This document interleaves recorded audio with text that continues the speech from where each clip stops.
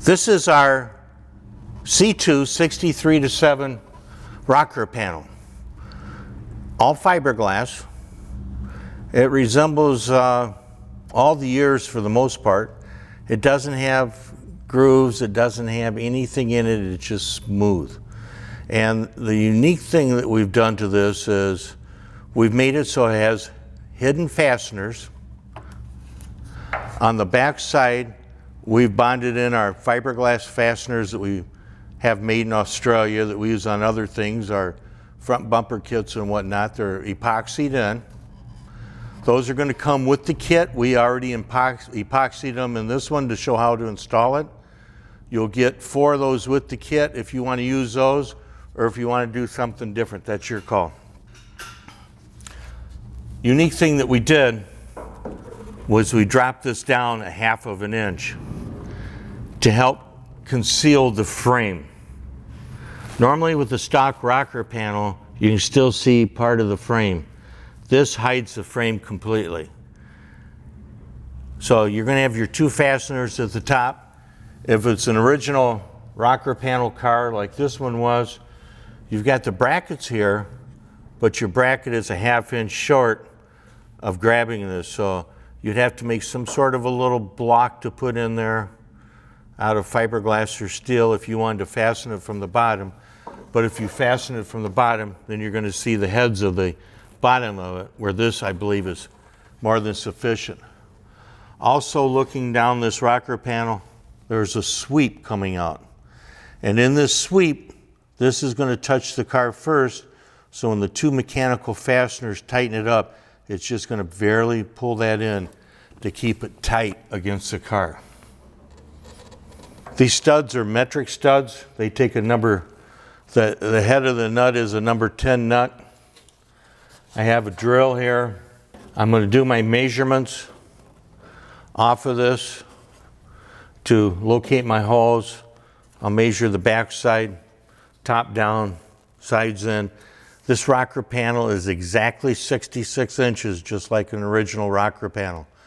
So if on your car it's too long, it's because your car wasn't put together like the average ones were. If it's too short, it's the same thing. It wasn't put together like the average ones were. And so we made it exactly the same length. Usually we make things longer, a little bit bigger, so you can take off. This one we did not go any longer because as common rules, these are always a little bit shorter than 66 inches, so we left them as stock. So I'm going to locate my holes. I'm going to drill them. I'm going to show them there, and we're going to sit this up here. Only takes a minute. So my stud is 1 inch down from the top of my rocker. And I want my rocker to fall right here on the sill. That's where they normally fall. We're in 3/4 of an inch.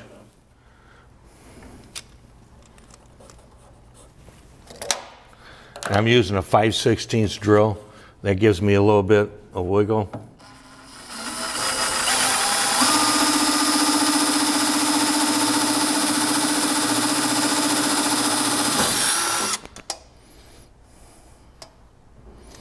I'm measuring top down to my stud and from the front end to my stud.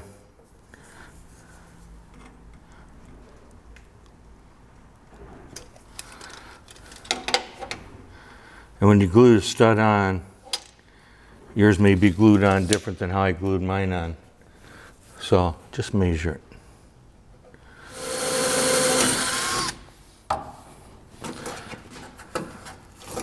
This car has new front end on it with the ZR1 side fenders, and the quarter panels are ZR1 side fender design. And so these tabs have not been altered by any means, just like the original tabs.